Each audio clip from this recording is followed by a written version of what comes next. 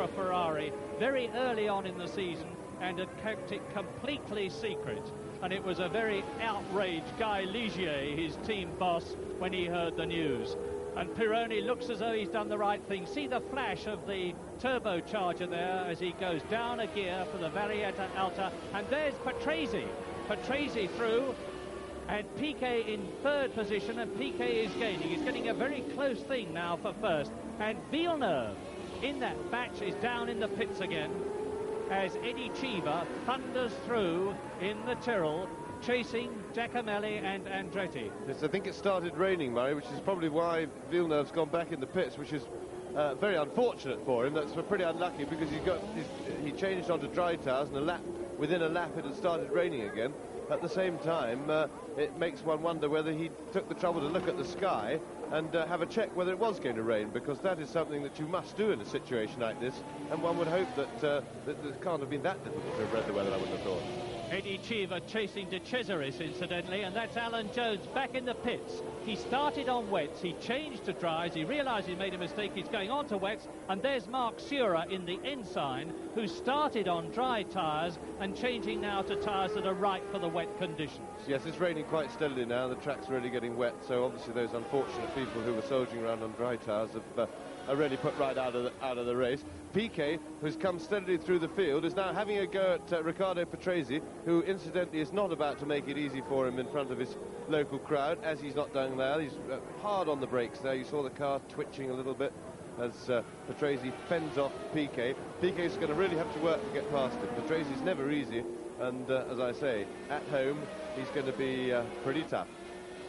27-year-old Riccardo Patrese then challenging with Piquet right behind it, but here is the leader, Didier Pironi, in the Ferrari. Now he's got a good lead, he's just got to keep the car going, because in second place behind him it's Piquet. Nelson Piquet has got ahead of Riccardo Patrese, out of picture. Italian producer missed it, and he's gone through into second place. So Nelson Piquet has only got one man ahead of him, and on the first lap he was down in about 10th position. It's a superb barnstorming drive by Nelson Piquet as he comes through to complete another lap in second position, with Patrese in the orange arrows behind him in third place.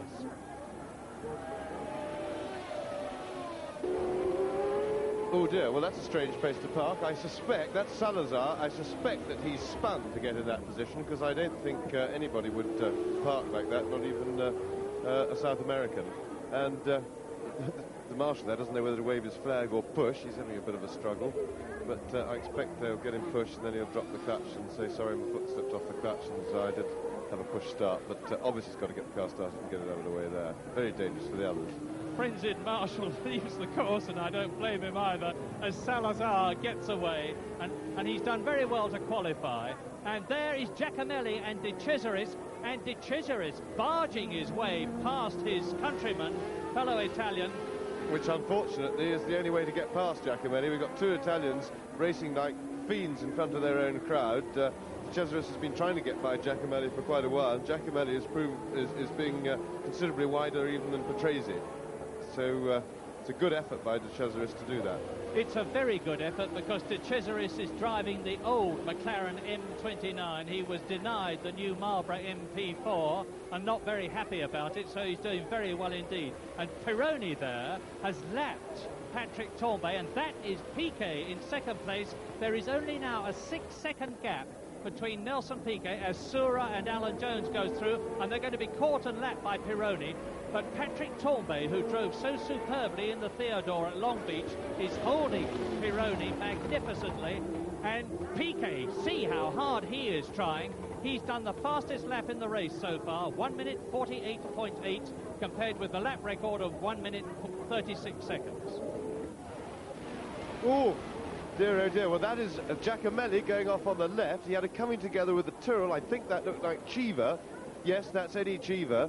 And we weren't able to, once again, the Italian director only managed to catch the back end of it. He's missed most things altogether. But I have to say, we couldn't see what happened, but Giacomelli has been driving pretty aggressively. I would have said excessively aggressively for most of the race. So I would think that he at least contributed to that, and there is certainly a cheesed-off Cheever. We are going to hear a lot more of that young man, because Eddie Cheever is only 23 years old and he's a possible world champion. He's not in the fastest car in the race, but he's driven superbly and obviously very, very unhappy. As look at that, the third car is Piquet, the one in the front is Pironi, sandwiched between them and 2 laps behind them in fact is Patrick Tambay.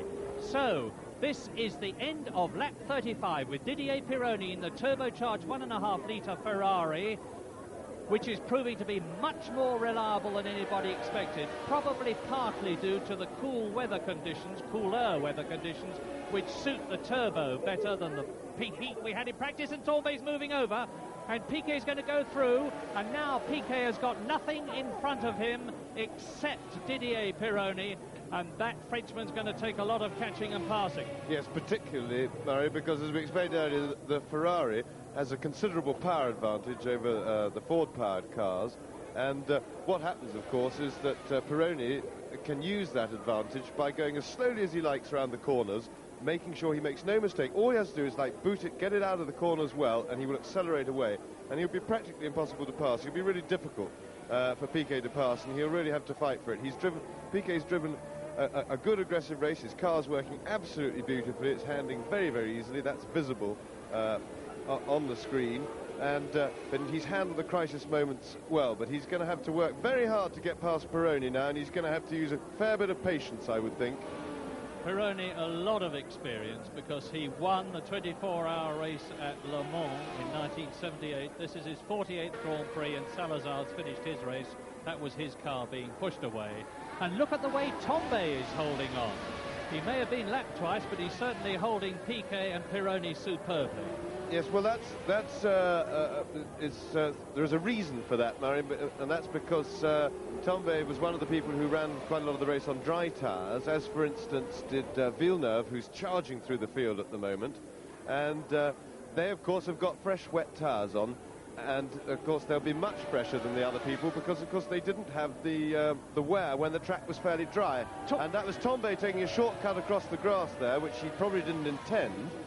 And Patrese got past him, which will be a big worry for Piquet, because Pironi has now slowed down a bit, and Piquet is being held up by Pironi, but meanwhile, if Patrese gets on his tail, he's then got to watch both his front and his rear. And while you're trying to drive aggressively and get past somebody, to have to watch your rear as well is a big demand. It makes life very difficult indeed. So Piquet's got a double problem. He's going to be in a bit of more of a hurry now to get past Pironi than he would otherwise have been. Villeneuve is the fastest man in the race. We've just seen him, but look at Piquet challenging Pironi. Gilles Villeneuve has really got the Ferrari wound up, just as Piquet has got the Brabham wound up, and that was Patrese right behind. It's a tremendously close thing, and Piquet challenging at the Acqua Minerale, holding its line. Pironi is holding his line, as he has every right to do. But now, as I have said many times before, this man, the leader, is seeing the second man behind him big in his mirrors. He's being pressured every inch of the way by the very experienced and very determined Brazilian. Whose race is it going to be? Well, here we see it again, and this is a superb piece of driving by both drivers. Piquet has finally managed to get up alongside Pironi. Pironi's held his line. He's given Piquet no more room than he absolutely has to, and he's stuck with it, and he's held the line for the corner. Meanwhile, Piquet has been as aggressive as he possibly could be. He can't afford to take any risks because he wants to win this race, not put himself out of it. And it was a really excellent piece of driving by both. Great stuff. There are the first three absolutely together as they come through to complete the 46th lap out of 60. It's Pironi, Piquet, and then Riccardo Patrese as close as that. But I say again, Villeneuve with confirmation that those are the positions, with Reutemann still fourth. We're back in fifth position in the Brabham, and De Cesaris in the McLaren in sixth place. Villeneuve is still the fastest man on the course. Yes, I do get the feeling that Pironi's trouble, I may be wrong, but I get the feeling that he's running quite slowly now because his tyres are wearing out. You know, he's driven a hard race on them, and he's on those fairly soft, wet tyres, and I think you'll find that Piquet, with the very good chassis that the Brabham is, has probably not put quite such a strain on the tyres, and his are probably in better shape. Down to the Acqua Minerale again, the chicane that was new last year at Imola. and very unpopular too with the drivers, but it's been widened out a bit to improve the exit, and Pironi and Piquet make every use of the full width of the circuit there. And look at Piquet, he's got the nose of the car tucked right under the gearbox as they come up to the Varietta Alta of Pironi's Ferrari, and he's going to try and go through, and this time it looks as though he's going to do it, and indeed he does. We have a new race leader, the third, and it's Piquet ahead of Didier Pironi, and right behind Pironi and closing up now, the orange arrows of Riccardo Patrese. A terrific San Marino Grand Prix. Well, here we are, the moment that Piquet's worked for quite a few laps now. He's finally managed to squeeze by the Ferrari, and of course now that he's quite neatly done, and of course now he will just be able to drive away, I would think, because his car's definitely performing a lot better than the Ferrari now. And so it looks as though Riccardo Patrese's arrows is performing a lot